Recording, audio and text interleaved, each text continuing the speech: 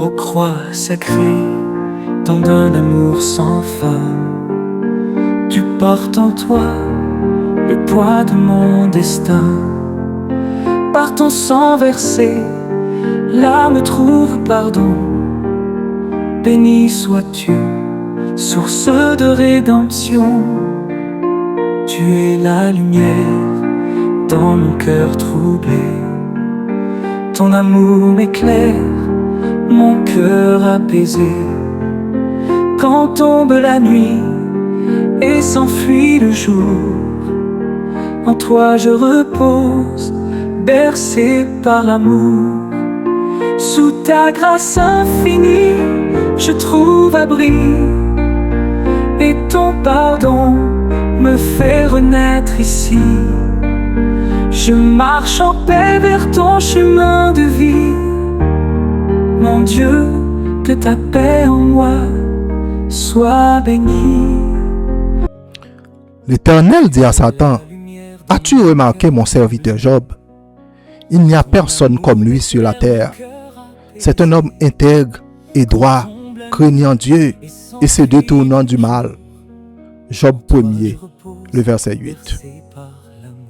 Bien-aimés dans le Seigneur, que la paix de notre Seigneur Jésus-Christ soit avec chacun de vous. Que la grâce de notre Dieu, le Père, l'amour de Jésus-Christ, notre Sauveur, et la communion du Saint-Esprit soient avec vous ce soir. Bonsoir, frère avec sœur Mio dans le Seigneur. Moi content pour m'accompagner nous dans un moment spécial ça. Côté nous partager ensemble un moment de prière et de méditation dans la présence de bon Dieu. Tous les soirs, à côté de 7 heures, communauté chrétienne de Sion permettent que nous capables de vivre moment ça ensemble. Quel que soit côté hier soir, quel que soit Jean journée en t'es passé, quel que soit ça où t'es vive, quel que soit chai ou t'as gagné ou apporté à soir, pas quitter rien, empêcher au proche votre na soir côté papa ou. Pour un petit moment, quitter tout bruit qui était dans la journée en derrière. Mettez travail là de côté. Mettez problème yo de côté à soir. Mettez tout questionnement qu'on gagne yo mettez de côté. Et puis venez devant bon Dieu avec un cœur qui est sincère et surtout avec un peu d'humilité. Parce que ce soir, nous n'allons pas seulement parler de ce que Dieu peut faire pour nous, mais nous allons parler de quelque chose de beaucoup plus grand. C'est notre fidélité envers Dieu. Nous savons bien que Dieu est fidèle envers nous. Mais qu'en est-il de notre fidélité envers Dieu? Nous allons nous poser une question très simple, mais qui peut vraiment bouleverser des vies. Pourquoi est-ce que vous servez Dieu? Amen. Pourquoi est-ce que vous servez Dieu? Est-ce que c'est parce que Dieu vous protège? Ou bien est-ce que c'est parce qu'il peut vous bénir? Est-ce que c'est parce que Dieu peut guérir votre corps? Pourquoi est-ce que vous servez Dieu? Est-ce que c'est parce qu'il peut ouvrir une porte? Est-ce que c'est parce qu'il peut résoudre vos problèmes? Ou bien est-ce que c'est parce que vous attendez quelque chose de lui pour lui servir? Pourquoi est-ce que vous servez Dieu? Ou bien est-ce que vous servez Dieu simplement parce que Dieu est votre Dieu? Amen. Voilà la question que nous allons porter dans notre cœur ce soir. Parce qu'il est facile d'être fidèle à Dieu lorsque tout va bien. Il est facile de louer Dieu lorsque nous avons reçu une bénédiction. Il est facile de dire Seigneur, je t'aime lorsque la porte que nous attendions vient de s'ouvrir. Mais que se passe-t-il lorsque la porte est restée fermée? Que se passe-t-il lorsque la prière semble ne pas avoir de réponse? Lorsque la maladie arrive? Lorsque nous perdons quelque chose? Que se passe-t-il lorsque les hommes nous abandonnent? Que se passe-t-il lorsque nous ne comprenons plus ce que Dieu est en train de faire?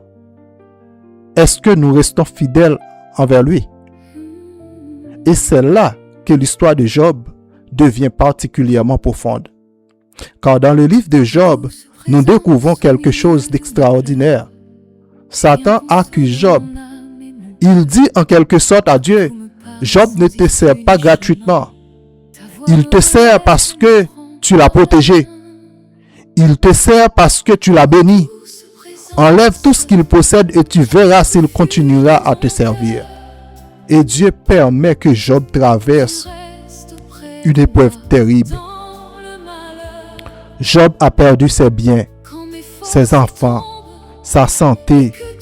Il perd presque tout ce qui pouvait donner à un homme une raison humaine de continuer à espérer. Mais au milieu de tout cela, Job va prononcer une parole extraordinaire que l'on répète très souvent. L'Éternel a donné, l'Éternel a ôté. Que le nom de l'Éternel soit béni. Job 1er, le verset 21. Job ne dit pas, Seigneur, puisque tu m'as donné, je vais te servir. Il dit tout simplement, l'Éternel. Parce que même lorsqu'il ne comprenait pas les circonstances, il connaissait encore son Dieu. À soir, est-ce qu'on toujours connaît bon Dieu? Ni le soleil l'éclairé, ni l'aile fait noir tout. Et c'est peut-être cela la véritable fidélité. Connaître Dieu suffisamment pour continuer à lui faire confiance, même lorsque nous ne comprenons pas ce qu'il fait. Ce soir, nous allons donc parler de cette fidélité. La fidélité envers Dieu. Une fidélité qui ne dépend pas de la météo de notre vie. Une fidélité qui ne dépend pas de notre compte bancaire. Une fidélité qui ne dépend pas de notre santé. Une fidélité qui ne dépend pas de nos succès. Une fidélité qui dit, Seigneur, même si tu me donnes, tu restes mon Dieu. Même si tu me retires, tu restes mon Dieu. Même si je comprends, tu es mon Dieu. Et même si je ne comprends pas, et tu es encore mon Dieu. Seigneur, apprends-nous à être fidèles à soi avec vous. Apprends-nous à ne pas seulement chercher ta main. Apprends-nous à chercher ta face. Apprends-nous à ne pas seulement aimer tes bénédictions, mais apprends-nous à aimer ta personne. Car si Dieu devient notre trésor, alors nous ne serons pas seulement fidèles lorsque nous recevons. Nous serons fidèles parce que nous appartenons à Dieu. Que le Seigneur vous fasse ce soir cette grâce. Seigneur, mon âme soupire après tes divins parvis, pour t'écouter m'instruire, à tes pieds toujours assis. Forme-moi pour ton service, à ton école, ô Jésus, que par ton esprit je puisse prêcher ton nom au perdu. Seigneur, répands dans mon âme flot sur flot de ton esprit, qu'ainsi brûlant de ta flamme en moi, tout mal soit détruit. Forme-moi pour ton service, à ton école, ô Jésus, que par ton esprit je puisse prêcher ton nom au perdu.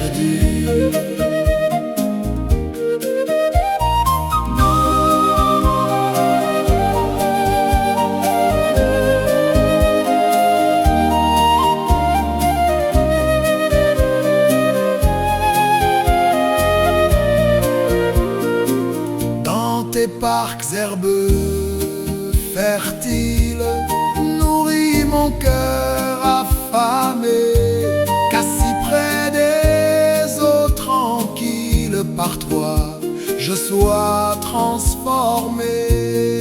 Forme-moi pour ton service, à ton école, ô Jésus, que par ton esprit je puisse prêcher ton nom au perdu. Seigneur, tu sais toutes choses. Je t'aime et je suis à toi. De moi tout entier dispose. Je suis l'esclave du roi. La fidélité de Job est l'expérience typique d'un homme qui a servi Dieu sans condition. Le livre de Job commence par une scène que nous ne voyons pas habituellement dans notre vie quotidienne. La Bible nous montre Dieu qui parle de Job. Et écoutez bien comment Dieu décrit cet homme. C'est un homme intègre et droit, craignant Dieu et se détournant du mal. Dieu ne commence pas par parler de la richesse de Job. Il ne dit pas « Job est un homme riche ». Il ne commence pas par parler de ses possessions, mais il parle de son caractère. Il parle de son intégrité. Il parle de sa crainte de Dieu. Il parle de sa manière de vivre. Et cela doit nous enseigner quelque chose de fondamental. Pour Dieu, notre véritable richesse n'est pas d'abord ce que nous possédons. Notre véritable richesse, c'est ce que nous sommes devant lui. Amen. Tu peux avoir beaucoup de biens et manquer de fidélité. Tu peux avoir peu de biens et être riche devant Dieu. Tu peux être applaudi par les hommes et être vide devant Dieu. Et tu peux être ignoré par le monde et être précieux aux yeux de Dieu. Job était un homme riche, mais ce n'était pas sa richesse qui faisait sa valeur devant Dieu, c'était sa fidélité. Amen. Et Satan pose alors une question qui devait nous interpeller encore aujourd'hui. Il demande: est-ce d'une manière désintéressée que Job craint Dieu? Quelle question! Satan met en doute la motivation de Job. Il dit: Job ne t'aime pas réellement. Il aime ce qu'il reçoit de toi. Je dis, posez tête aux questions ça. Qui sont les mains de bon Dieu? Autrement dit, si tu enlèves les bénédictions de Job, il cessera de servir Dieu. Et cette question est encore pertinente aujourd'hui. Puisqu'il faut parfois nous demander honnêtement, pourquoi est-ce que vous servez Dieu? Si Dieu ne répond pas immédiatement à notre prière, allez-vous continuer à prier? Si Dieu ne vous accorde pas ce que vous demandez, allez-vous continuer à l'aimer? Si vous traversez une période difficile, allez-vous continuer à croire en lui? Si personne ne vous applaudit, allez-vous continuer à servir? Si vous n'obtenez aucun avantage matériel, allez-vous continuer à faire le bien? Si Dieu ne vous donne pas ce que vous espérez, allez-vous toujours dire: Seigneur, tu es mon Dieu? Voilà la fidélité. Il y a une différence entre aimer Dieu et aimer ce que Dieu donne. Nous devons nous examiner, car parfois, sans même nous en rendre compte, nous pouvons transformer notre relation avec Dieu en transaction. Nous prions: Seigneur, bénis-moi, et Dieu nous bénit.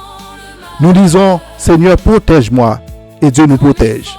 Nous disons: Seigneur, ouvre-moi une porte, et Dieu ouvre une porte. Mais si Dieu devient seulement celui qui nous donne des choses, alors, mais notre foi devient fragile. Parce que si un jour nous ne recevons plus, nous risquons de ne plus avoir une raison de rester avec lui.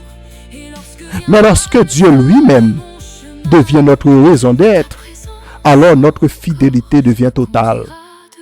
Je ne suis pas avec Dieu uniquement parce qu'il fait quelque chose pour moi.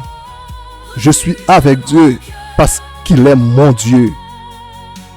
Job perd ses biens, puis il perd ses enfants, puis il perd sa santé.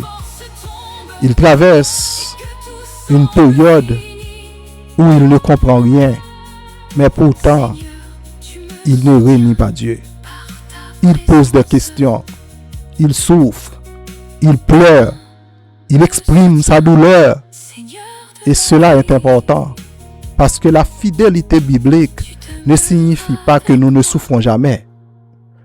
Elle ne signifie pas que nous n'avons jamais des questions. Elle ne signifie pas non plus que nous devons faire semblant d'aller bien. Job a souffert. Job a parlé. Job a questionné. Job a pleuré. Mais au milieu de sa confusion, il est resté tourné vers Dieu. Amen. Voilà une grande différence. La fidélité ne signifie pas toujours comprendre Dieu. Elle signifie continuer à lui faire confiance, même lorsque nous ne comprenons pas. Ô douce présence au milieu de mes pleurs, tu viens consoler mon âme et mon cœur. Quand tout me paraît sans issue ni chemin, ta voix me relève et me prend par la main. Ô douce présence, refuge de mon cœur, tu restes auprès de moi dans le malheur. Quand mes forces tombent et que tout semble fini, Seigneur, tu me soutiens par ta présence. Tu es la lumière dans mes jours obscurs, le calme divin quand les vents sont trop durs. Lorsque le silence envahit ma maison, ta présence remplit mon cœur d'espérance. Ô douce présence, refuge de mon cœur, tu restes auprès de moi dans le malheur. Quand mes forces tombent et que tout semble fini, Seigneur, tu me soutiens par ta présence. Dans l'amertume où nul ne peut comprendre, tu connais les mots que je n'ose plus rendre. Tu recueilles les larmes cachées dans la nuit et tu fais renaître l'espoir aujourd'hui. Ô douce présence, refuge de mon cœur, tu restes auprès de moi dans le malheur. Quand mes forces tombent et que tout semble fini, Seigneur, tu me soutiens par ta présence. Quand mes compagnons s'éloignent de mes pas et que l'abandon vient s'asseoir près de moi, je découvre encore ton amour fidèle, comme une lumière venue du ciel. Ô douce présence, refuge de mon cœur, tu restes auprès de moi dans le malheur. Quand mes forces tombent et que tout semble fini, Seigneur, tu me soutiens par ta présence. La fidélité à Dieu se reflète dans toute notre vie. Il faut comprendre maintenant quelque chose de très important. La fidélité envers Dieu ne reste jamais enfermée dans une relation personnelle avec lui. Si tu es réellement fidèle à Dieu, eh bien cette fidélité va nécessairement apparaître dans ta vie quotidienne. Elle va se voir dans ta famille. Elle va se voir dans ton mariage. Elle va se voir dans ton travail. Elle va se voir dans tes affaires. Elle va se voir dans la manière dont tu traites les pauvres. Elle va se voir dans la manière dont tu parles aux étrangers. Elle va se voir dans la manière dont tu utilises ton argent. Elle va se voir dans la manière dont tu traites quelqu'un qui ne peut rien t'apporter. Parce que la fidélité de Dieu produit une fidélité envers les principes de Dieu. Amen. Jésus a dit, celui qui est fidèle dans les petites choses l'est aussi dans les grandes. Luc 16. le verset 10. Et remarquons bien, c'est pas celui qui est fidèle seulement lorsqu'on le regarde, celui qui est fidèle dans les petites choses. La fidélité commence souvent dans les choses que personne ne voit. Quand tu pourrais mentir sans être découvert, mais que tu choisis de dire la vérité. Quand tu pourrais tricher sans se faire prendre, mais que tu refuses quand même de tricher. Quand tu pourrais profiter d'une personne vulnérable, mais que tu as choisi de préférence de la protéger. Quand tu pourrais garder pour toi ce qui ne t'appartient pas, et malgré tout, tu as choisi de le rendre. Quand tu pourrais te venger, mais que tu as choisi de pardonner. Tout ça, c'est la fidélité. Frère avec Samuel, si nous disons nous aimons mon Dieu, mais faut que la vie nous montre ça. Fidélité avec bon Dieu, pas seulement dans la parole, c'est dans la façon dont nous vivons. C'est dans la façon dont nous traitons le monde. C'est dans la façon dont nous travaillons. C'est dans la façon dont nous parlons. C'est dans la façon dont nous servons. C'est dans la façon dont nous utilisons l'argent, bon Dieu, maintenant, mais nous. Ou pas qu'à dire, ou fidèle avec bon Dieu, et puis, ou à craser le monde que bon Dieu crée. Ou pas qu'à dire, ou aimer bon Dieu, et puis ou à vivre dans le mensonge. Ou pas qu'à dire, ou servir bon Dieu, et puis, ou à servir avec l'autre monde pour satisfaire intérêt pas ou. Fidélité envers bon Dieu, il doit paraître dans toute la vie. Regardons Daniel. Daniel était fidèle à Dieu. Mais sa fidélité n'était pas seulement visible lorsqu'il priait. Elle était aussi visible dans son travail. Ses ennemis cherchaient une chute de sa gestion. Ils ont examiné sa vie. Ils ont cherché une corruption. Ils ont cherché une malhonnêteté.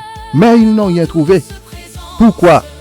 Parce que la fidélité de Daniel envers Dieu produisait une intégrité dans son travail. Voilà un témoignage puissant. Daniel servait Dieu, mais sa manière de travailler était également un témoignage. Sa foi était visible dans son comportement professionnel. Regardons Joseph. Joseph aurait pu devenir mauvais parce que ses frères l'avaient vendu. Il a été injustement accusé. Il avait été jeté en prison. Pourtant, même dans la maison de Potiphar, même en prison, même dans le palais de Pharaon, Joseph est resté Joseph. Sa fidélité ne dépend pas de son environnement. Il était fidèle lorsqu'il était esclave. Il était fidèle lorsqu'il était prisonnier. Il était fidèle lorsqu'il était devenu gouverneur. Voilà une véritable fidélité. Parce que la fidélité n'est pas déterminée par l'endroit où tu te trouves. Elle est déterminée par celui à qui tu appartiens. Et peut-être ce soir, Dieu te pose cette question. Si je t'enlève tout ce qui te donne actuellement une raison humaine de me servir, me serviras-tu encore? Si tu perds ton confort, ton statut, ton influence, tes possessions, si les hommes cessent de te reconnaître, Dieu restera-t-il suffisant pour toi? Job nous enseigne que oui. Parce qu'à la fin de son histoire, Job reçoit davantage. Mais remarquez ceci. Job ne devient pas fidèle parce que Dieu lui rend ses biens. Il était déjà fidèle avant. La restauration n'a pas créé sa fidélité. Sa fidélité existait avant la restauration de ses biens. Et c'est cela que nous devons comprendre. Nous ne devenons pas fidèles parce que Dieu nous a bénis. Et nous ne devons pas être fidèles à Dieu pour être bénis. Nous devons être fidèles à Dieu parce qu'il est digne de notre fidélité, parce qu'il est notre Dieu. La bénédiction peut être une conséquence de la grâce de Dieu, mais elle ne doit jamais devenir la raison principale de notre amour. Jésus nous montre la même chose. Dans le désert, Satan lui propose des choses. Il lui propose la gloire. Il lui propose le pouvoir. Mais Jésus refuse de compromettre son obéissance au Père. Il répond, tu adoreras le Seigneur ton Dieu et tu le serviras lui seul. Jésus savait quelque chose. Tout ce que le monde peut offrir ne vaut pas le prix de notre fidélité à Dieu. Amen. Alors ce soir, demandons-nous profondément, pourquoi est-ce que je sers Dieu? Ou est-ce parce que j'ai rencontré celui qui mérite d'être aimé? Est-ce pour éviter les problèmes? Ou bien parce que je veux marcher avec mon Créateur? Est-ce pour obtenir des bénédictions? Ou bien parce que Dieu lui-même est ma bénédiction? Ou bien est-ce pour être protégé? Ou bien parce que même lorsque je traverse la vallée de l'ombre de la mort, je sais qu'il est avec moi. Le véritable croyant finit par comprendre, si Dieu est avec moi, je ne possède peut-être pas tout ce que je désire, mais je possède celui qui donne un sens à tout. Et lorsque Dieu devient un trésor pour toi et dans ta vie, notre fidélité change. Nous ne disons plus, Seigneur, je te servirai si tu me donnes ceci. Nous disons, Seigneur, je te servirai parce que tu es mon Dieu. Et cette fidélité va se répandre dans toute notre existence. Elle va faire de nous des époux fidèles, des épouses fidèles, des parents fidèles, des amis fidèles, des travailleurs honnêtes, des citoyens responsables, des serviteurs fiables, des frères et des sœurs capables de tenir parole. Car celui qui apprend à être fidèle devant Dieu, apprend aussi à être fidèle envers les hommes. Que le Seigneur t'accompagne. Que le Seigneur te donne cette grâce ce soir. Que le Seigneur lui-même soit ta bénédiction. Avez-vous rencontré Jésus au-delà des mots entendus, au-delà des images figées, des films, des mots répétés? Avez-vous rencontré Jésus, pas seulement connu ou perçu, pas appris dans un discours ancien, mais rencontré sur votre chemin? Avez-vous rencontré Jésus, pas une image, pas une habitude, pas une peur, pas une loi, mais le Dieu vivant près de vous et moi? Avez-vous rencontré Jésus, celui qui parle quand tout se tait, celui qui appelle au fond du cœur et relève sans condition ni peur? Avez-vous rencontré Jésus quand on vous parlait de murs et d'usages, quand les règles pesaient sur la vie plus lourdes que l'amour et la grâce promise? Avez-vous rencontré Jésus, lui qui marchait avec les exclus, qui s'asseyait avec les rejetés et disait « Venez, vous êtes aimés ». Avez-vous rencontré Jésus, pas un juge froid et lointain, mais un Dieu humble sur le chemin, qui guérit le cœur humain? Avez-vous rencontré Jésus, celui qui transforme l'intérieur, celui qui change le cœur blessé et ouvre une vie renouvelée? Avez-vous rencontré Jésus, lui qui n'est pas venu dominer, ni contraindre, ni écraser, ni régner comme les rois de ce monde brisé? Roi glorieux sur un trône éternel, il s'est fait proche, humble et fidèle. Son royaume n'est jamais forcé, il commence là où le cœur est touché.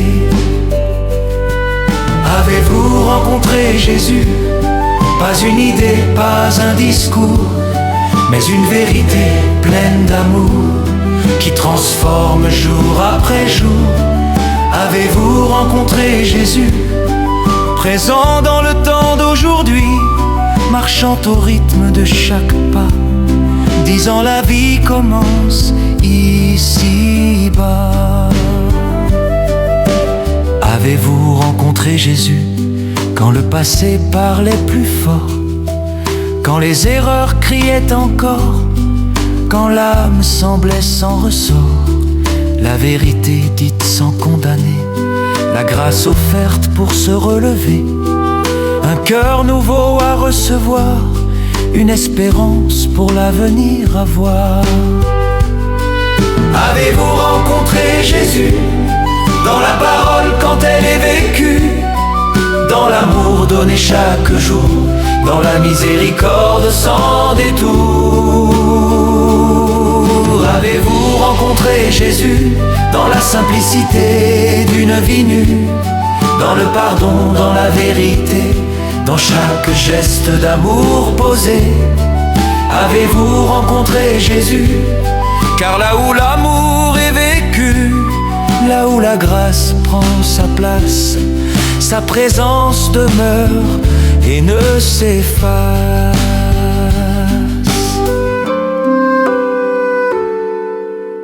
Avez-vous rencontré Jésus? Pas seulement cru ou entendu, mais suivi sans chaîne ni peur, laissant toucher et changer le cœur. Jésus vivant, Jésus présent, ni enfermé ni distant. Aujourd'hui la question demeure: avez-vous rencontré Jésus de tout votre cœur? Avez-vous rencontré Jésus? Pas une image, pas une vertu, mais le Dieu humble et miséricordieux qui ouvre une vie nouvelle sous vos yeux.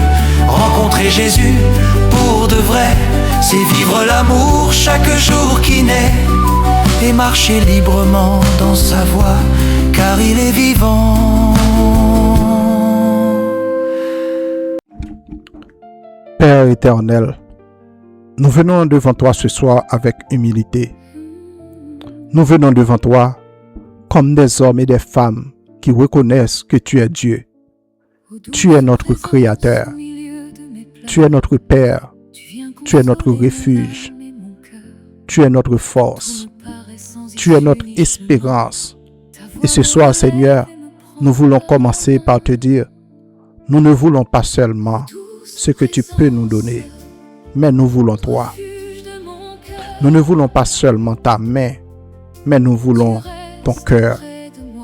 Nous ne voulons pas seulement tes bénédictions, nous voulons ta présence. Seigneur, pardonne-nous toutes les fois où nous avons été fidèles seulement lorsque les choses allaient bien. Pardonne-nous, Seigneur, toutes les fois où nous avons prié uniquement parce que nous avions besoin de quelque chose. Pardonne-nous, Seigneur, toutes les fois où nous avons pensé que si tu ne répondais pas comme nous le souhaitons, alors tu nous avais abandonnés. Apprends-nous la fidélité de Job. Apprends-nous à te faire confiance. Apprends-nous à rester debout lorsque les circonstances changent. Apprends-nous à dire, Seigneur, même si je ne comprends pas, tu es toujours mon Dieu.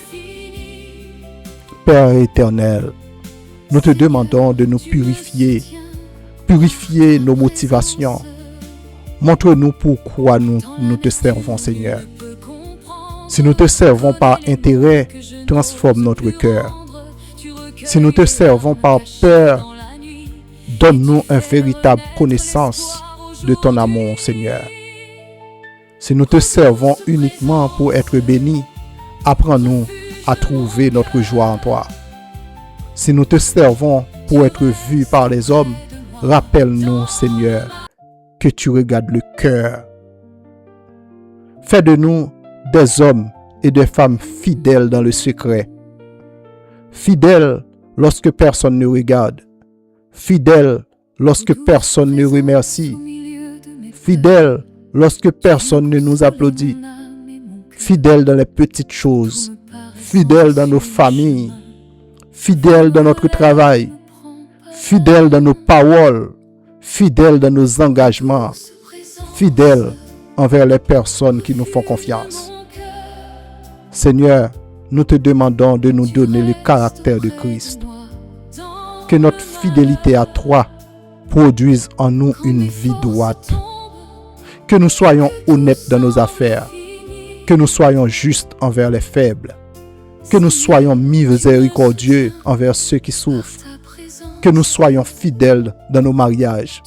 Que nous soyons présents pour nos enfants. Que nous soyons des amis sur lesquels les autres peuvent compter. Que notre parole ait du poids. Que notre oui soit oui. Que notre non soit non. Que notre vie soit un témoignage pour toi et pour toi seul. Nous te présentons, Seigneur, tous les saints à travers le monde. Fortifie ceux qui traversent des persécutions. Soutiens, Seigneur, ceux qui sont emprisonnés à cause de leur foi.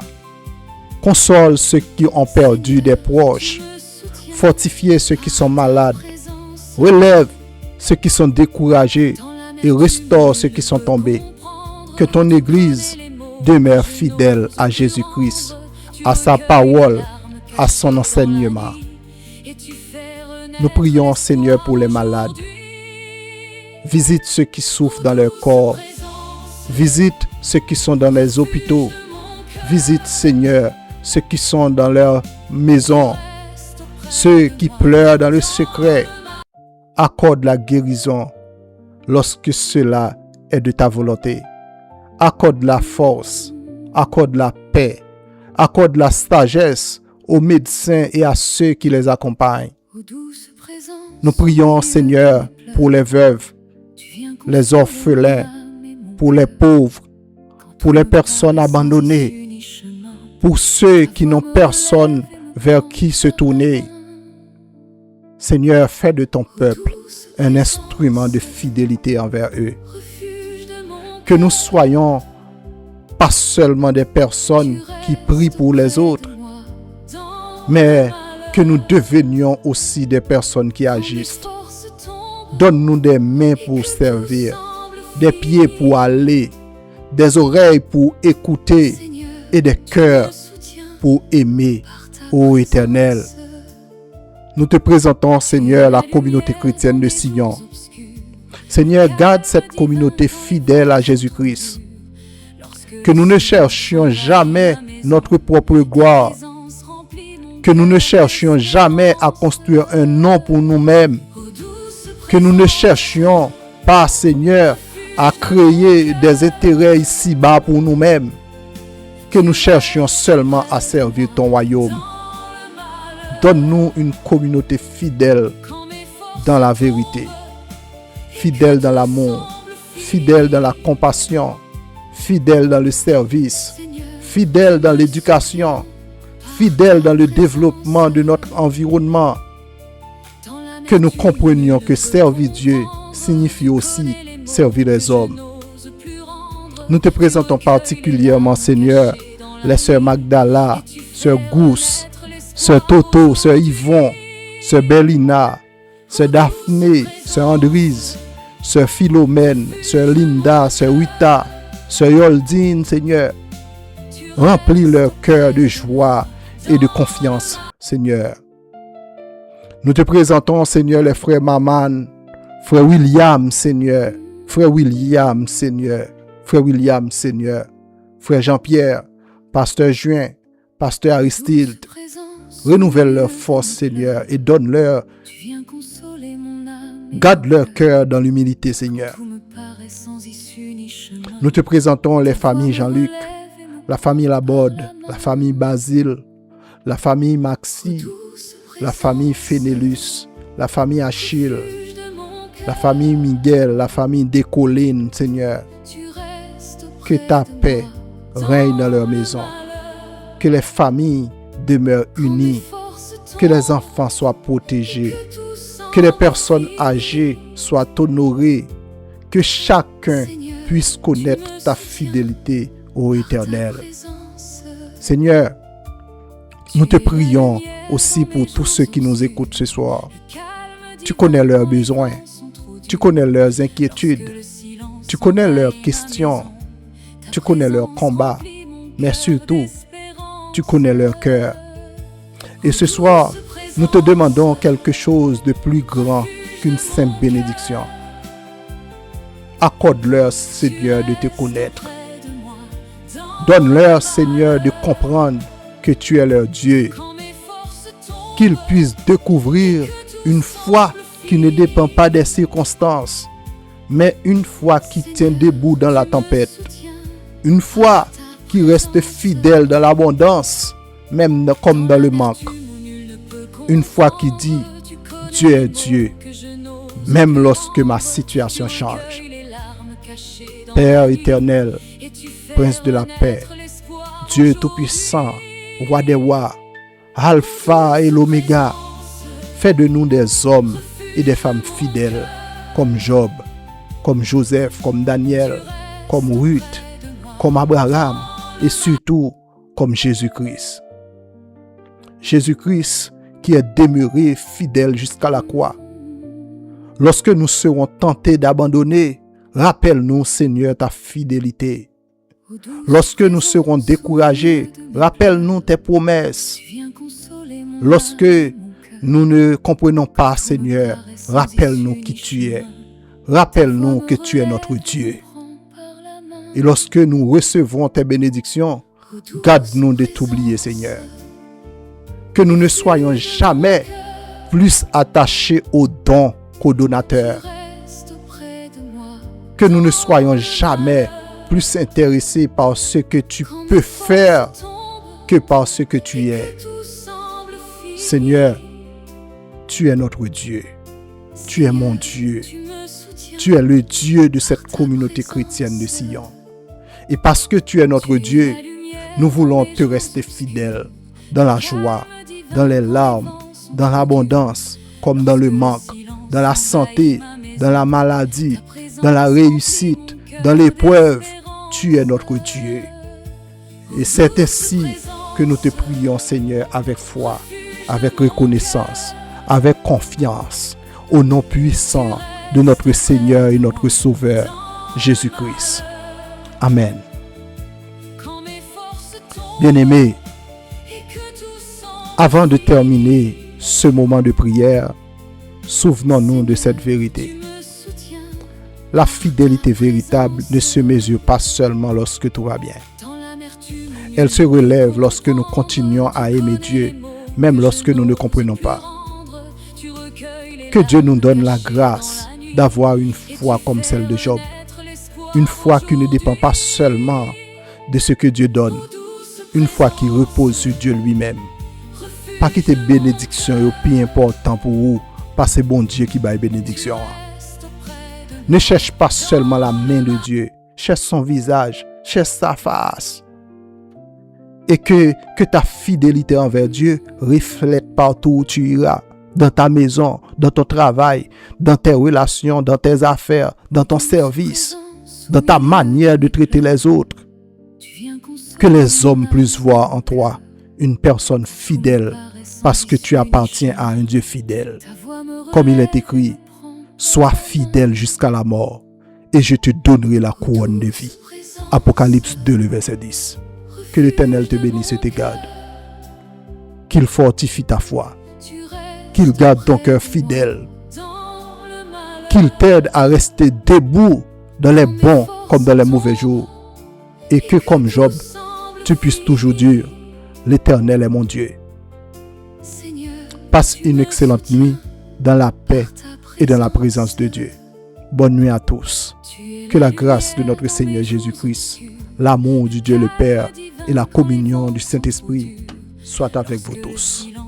Amen.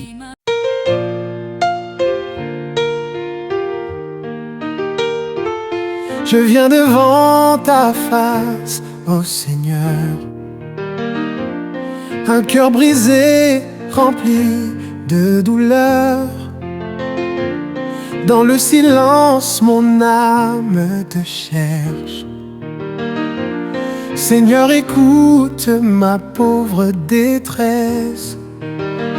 Pardon, pardon, ô mon roi, je m'incline devant toi. Grâce et amour, je reçois. Seigneur, je vis par ta croix. Si tu comptais mes fautes, mes erreurs, je ne pourrais tenir sous ta grandeur. Mais ton amour est vaste comme l'océan. Tu donnes ta grâce à un cœur repentant. Pardon, pardon, ô mon roi, je m'incline devant toi. Grâce et amour, je reçois. Seigneur, je vis par ta croix. Pardon, pardon, ô mon roi, je m'incline devant toi.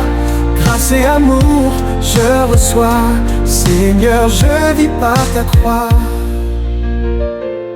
Tu es mon abri, mon refuge en tout temps. Face à mes ennemis, tu restes triomphant. Je te loue, ô Seigneur, pour ta fidélité. Ton amour éclaire mes nuits, mes journées. Oh, pardon, pardon, oh mon roi, je m'incline devant toi. Grâce et amour, je reçois. Seigneur, je vis par ta croix.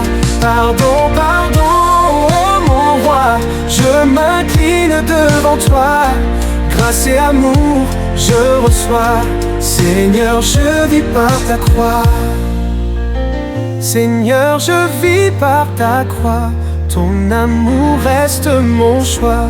Je m'incline devant toi. À jamais tu règnes en moi.